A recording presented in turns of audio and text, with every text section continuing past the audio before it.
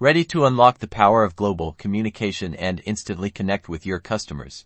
Today, we're diving into how to send SMS messages using Messagebird, a platform designed to make text communication smooth and reliable, ensuring your message gets across with speed and precision. First, head over to Messagebird.com and sign up for a free account to access their powerful SMS API.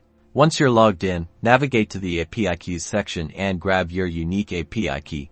This is your password to sending SMS messages. Now, let's get to the fun part: coding.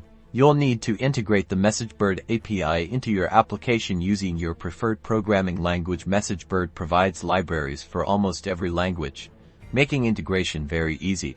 Ensure you specify the recipient's phone number in the correct international format. Messagebird handles the complexities of global numbers, so you don't have to.